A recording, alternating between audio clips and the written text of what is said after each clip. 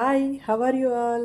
చూడండి, ఎంతో rich and creamy chocobar ice cream ఎలా చేయాలో చూసేద్దామా? ఇది చాలా ఈజీగా ఇంట్లోనే చేసేసుకోవచ్చు అండి. రండి చేసేసుకుందాం. బౌల్ తీసుకొని 1 ఫుల్ కప్పు ఫూల్ మకానా తీసుకోవాలి, హాఫ్ కప్ బాదం, హాఫ్ కప్ కాజు.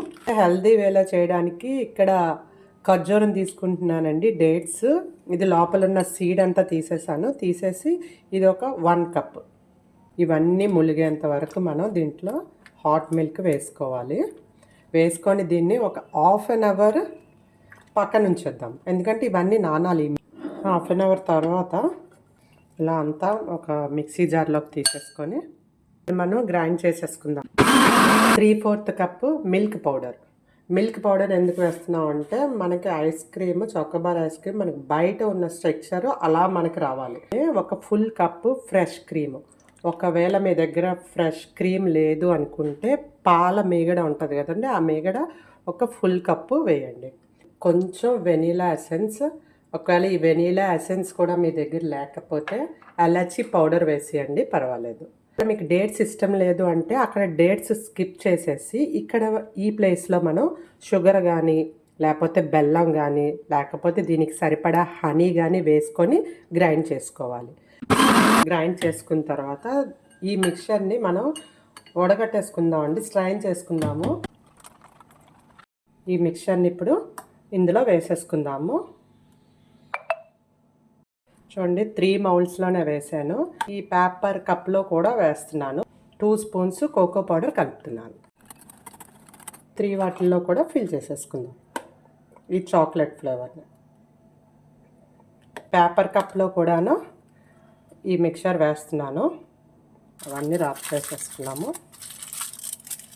అన్నిటికీ ఈ ఐస్ క్రీమ్ స్టిక్స్ పెట్టేసుకున్న తర్వాత మనం దీన్ని ఫ్రీజర్లో ఓవర్ నైట్ ఉంచాలి కంపల్సరీగా. ఎందుకంటే మనం ఫ్రీజర్లో పెట్టుకున్న ఐస్ క్రీమ్స్ ఒకసారి తీసి చూద్దాము. ఈ కప్ని మనం కొంచెం కట్ చేసేస్తే మనం చక్కగా తీసేసుకోవచ్చు ఈ కప్పుని. ఇదిగోండి, చూడండి ఎంత ఈజీగా వచ్చేసిందో. ఇదిగోండి, ఇది చాక్లెట్ ఫ్లేవర్. మనం టీ కప్స్లో వేసుకున్నాం కదా, ఆ షేప్. అందుకని ఇప్పుడు మనం మౌల్డ్స్లో వేసుకొని తెద్దాము.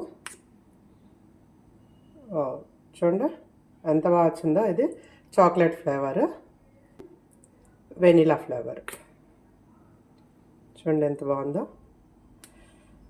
ఇప్పుడు దీనికి మనం పైన చాకోబార్ కోటింగ్ వేద్దాం. ఈ చాకోబార్ ఐస్ క్రీమ్కి పైన చాక్లెట్ కోట్ ఉంటుంది కదండి, కోటింగ్ లాగా. దానికోసం మనం ఒక మిల్క్ చాక్లెట్ని తీసుకోవాలి. చూడండి, ఈ మిల్క్ చాక్లెట్ని మనం తీసుకొని దీన్ని చిన్న చిన్న పీసెస్గా కట్ చేసుకుందాము. ఈ మిల్క్ చాక్లెట్ని మనం డబల్ బాయిలింగ్ మెథడ్లో మెల్ట్ చేసుకోవాలి.